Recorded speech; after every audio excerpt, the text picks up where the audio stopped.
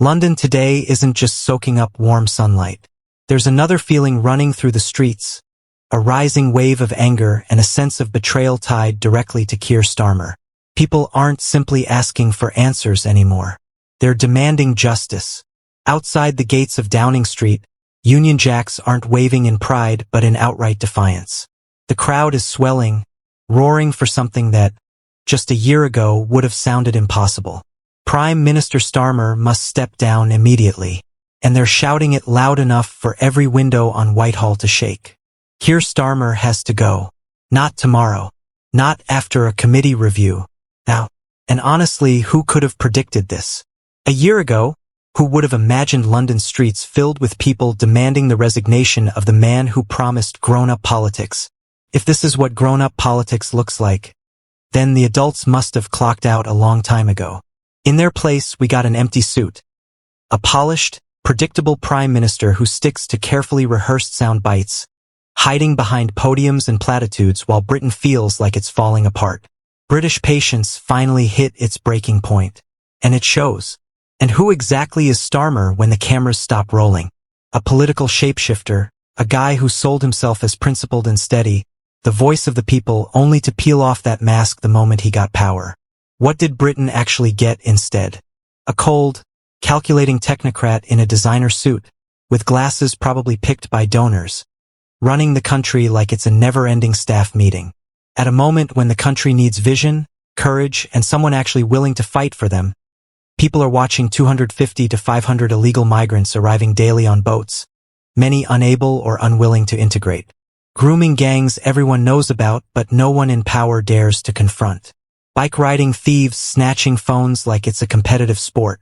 Meanwhile, native Brits already feel like a minority in their own capital. And through all this chaos, Starmer gives the country spreadsheets and empty speeches. This is the man who climbed the political ladder using Corbyn-style populism, waving the banner of Labour's working-class roots, only to torch all of it once it no longer served his ambition. He hollowed out the party's identity and replaced it with bland corporate centrism. His politics have all the excitement of cold mashed potatoes. People talk up his competence. But what competence? Delivering empty promises in a perfectly even monotone? Dressing up betrayal as practicality? Hiding behind party lines while the country stumbles? Starmer isn't leading anything. He's performing. And the British public has figured it out. A blur of vague speeches, endless waffle, page after page of promises with zero substance. That's Keir Starmer in a nutshell. He's basically the political version of one of those dry corporate emails that clog your inbox, filled with polished wording but absolutely nothing inside. He talks nonstop about unity, yet all he's actually delivered is division. He talks about hope, but people see despair. He promised a new chapter for Britain, but all he did was repackage stale Blair-era politics that voters rejected years ago. This, apparently, is his achievement. Overseeing one of the dullest, least inspiring, most soulless periods in Labour's history. That's the legacy he's written for himself.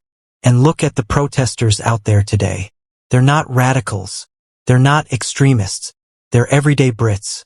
Nurses who've held the NHS together with duct tape and perseverance. Veterans who sacrificed everything for their country. Students drowning in debt. Shopkeepers and small business owners trying to stay afloat. Parents, grandparents, families, ordinary people who built this country and kept it moving while politicians played their games. And now they're standing shoulder to shoulder, waving their flags not to celebrate but out of raw frustration. This isn't a parade. It's a plea. They see their country in the hands of a man so disconnected, so hesitant to make meaningful decisions, so wrapped up in political calculations that he doesn't seem to notice how much damage he's causing. They aren't blind. They know what's happening. Britain is sliding economically, culturally, morally, and the person steering the ship isn't guiding it out of the storm. He's just gripping the wheel and waiting for someone else to step in. And don't even get started on his so-called policies, if we can call them that. They're not policies. They're puddles. A shapeless mix of political theater. One day he tries to sound tough on immigration to impress one crowd. The next he cozies up to big business to soothe another. And then suddenly he's using the language of social justice to keep the rest quiet. The only thing you can rely on with Keir Starmer is that he'll say whatever he thinks will keep him in power for just a little longer. The peaceful protest outside Number 10 isn't just a gathering. It's a warning. What started as quiet frustration has erupted into a loud demand for accountability. The message couldn't be clearer. Starmer must go.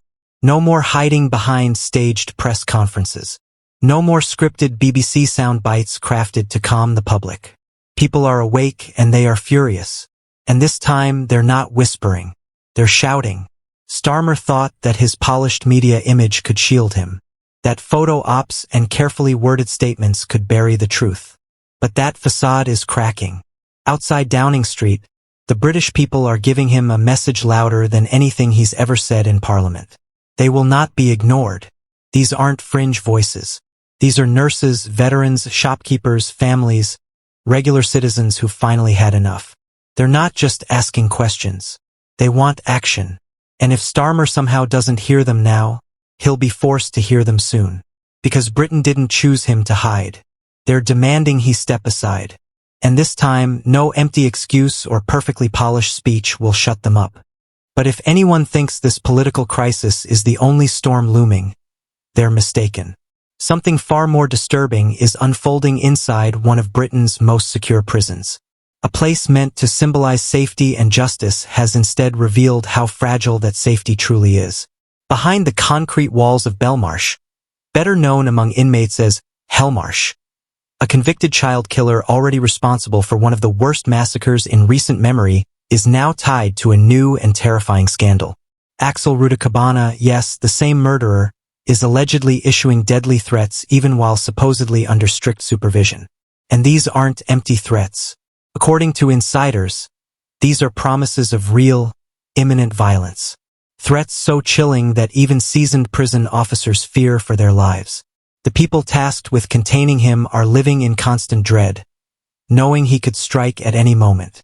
And the most unsettling part is that he shows no sign of stopping. This is Belmarsh as it really operates. Not the fortress people imagine, but a pressure cooker filled with fear, violence, and disorder. And Rudakabana sits at the center of it, forever linked to the massacre of 3 innocent children at a Taylor Swift-themed party in Southport. Locking him up should have ended the nightmare, but it didn't. According to sources inside the prison, this triple murderer isn't just unremorseful. He's emboldened. He keeps terrorizing inmates and officers. One staff member put it bluntly. Rudakabana is genuinely evil, and the evidence backs it up. He's been accused of threatening to kill or brutally injure officers. These warnings are being taken extremely seriously. This is what justice looks like in Britain right now. A killer who destroyed 3 young lives is now turning Belmarsh into his own platform for terror. Officers working there live in constant fear because he truly has nothing left to lose. The threats he's been shouting are horrifying. I'll kill you. I'll smash your face in. Followed by repeated yelling in Arabic. This isn't random. It's deliberate intimidation, a form of psychological warfare. Every incident has been officially logged, cementing his place as one of the most dangerous men behind bars. And incredibly, he's being kept in the same high-security unit as Ahmad, the convicted murderer who happens to be the brother of the Manchester Arena bomber. A triple child killer and a violent extremist housed together. It's almost unbelievable. Ahmad is known for burning staff with scalding oil and crafting makeshift blades for sudden attacks. And now they're in the same wing. The recklessness is stunning. Belmarsh, or Hellmarsh, as the officers call it, is already infamous for its brutality. In just 1 year, there have been 103 assaults on staff, with 11 so severe they were classified as serious. It's a powder keg. And with a volatile killer like Rudakabana inside, every moment feels like a countdown to disaster. And here's the part that's even more shocking.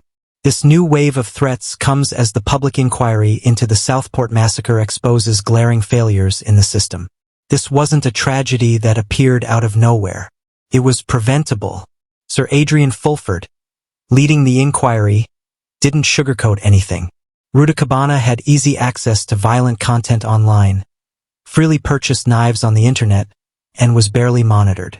The red flags were impossible to miss, but the system looked away. And now, Even with a life sentence, he remains a ticking time bomb, a daily nightmare for staff and a wound that will never truly heal for the families who lost everything. Britain's justice system failed to stop him then, and unbelievably, it's struggling to contain him now. Thanks for watching. If you enjoyed this video, please give it a thumbs up and subscribe to our channel for more content.